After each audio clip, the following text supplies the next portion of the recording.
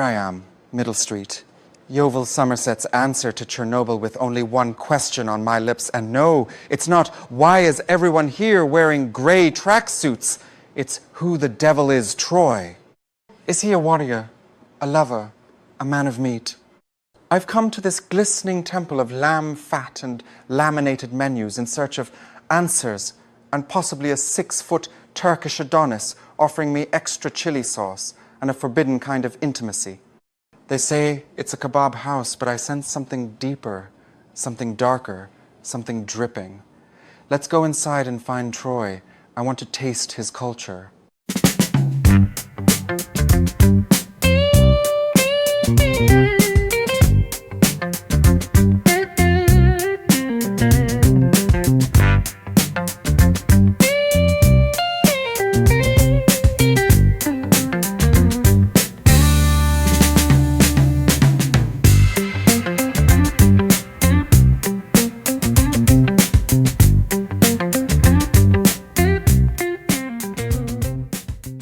I've entered the inner sanctum. It's warm, humid, almost womb-like, if the womb sold cheesy chips. No sign of Troy yet, but I've locked eyes with a man in a red hat who may very well be guarding him. The meat turns, the sauces glisten. I am aroused and afraid. And there he is, the gatekeeper, a man of mystery, muscle, and marinades. His name tag says Ahmed, but I suspect that's just a cover. Could he be Troy? Or is he merely Troy's trusted meat squire? Look at those hands broad, dexterous, slightly glistening. I'd trust him with my lamb any day. I shall speak to him, gently, sensually, like one might approach a startled horse or a man mid-rap.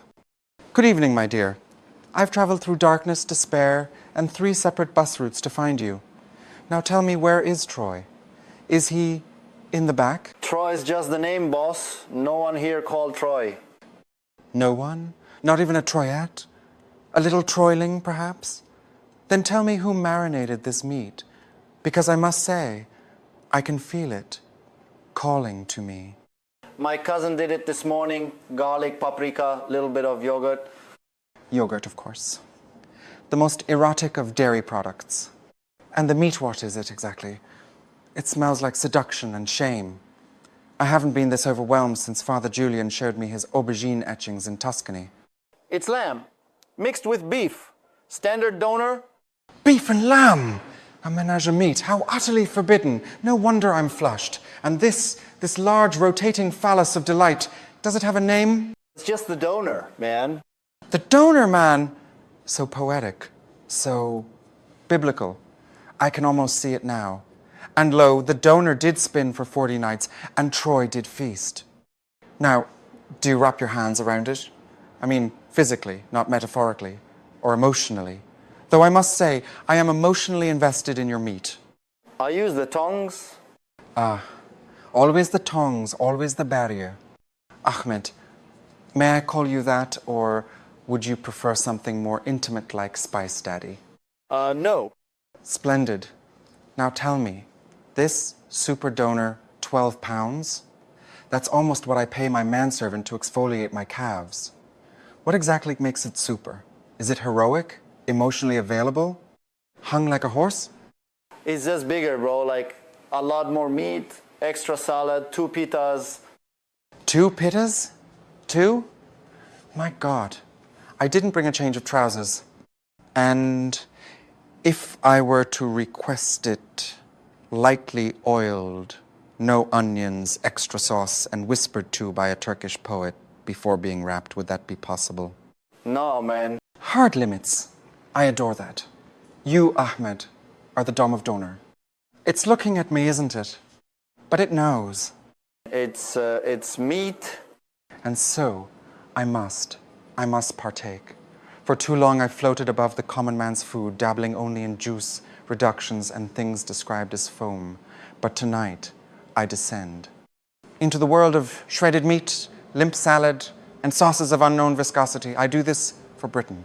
Behold, the pinnacle of post-pub patriotism, a dish forged in the fires of Friday night desperation. This, my dear viewers, is the real best of British, not monarchy, not cricket.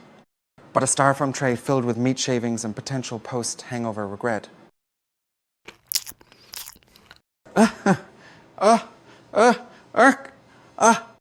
Look at it, glistening like the thigh of a Portuguese waiter named Fabio. The texture? Succulent. The temperature? Uncertain. The smell? Like Dionysus wrestled a goat in garlic butter. Oh, yes, that's it. That's the stuff. Salty, greasy, faintly erotic. It's like licking the inside of a nightclub. I feel alive. I feel filthy. I feel home. Well, I've emerged, disheveled, greased, spiritually touched. And I say this without irony. Troy Kebab House is a revelation. 5 stars on the food hygiene, scale 5. Darling, meaning this establishment is cleaner than my third-year lover, who once bathed exclusively in Prosecco and regret. The meat was moist, the salad was wet in all the right ways, and not once did I see a rater. If I did, it was wearing a hairnet and seemed very professional. In a town where most shops are boarded up like a zombie film set, and the only thriving business is public despair, Troy stands proud, strong, tumescent with flavor. I may never know who Troy truly is, warrior, lover, myth, but I have tasted his legacy, and it is marinated in majesty. I leave you now, dear viewers, greasy of finger and full of forbidden meat. Until next time, eat well, live foolishly, and always keep a wet wipe in your sock.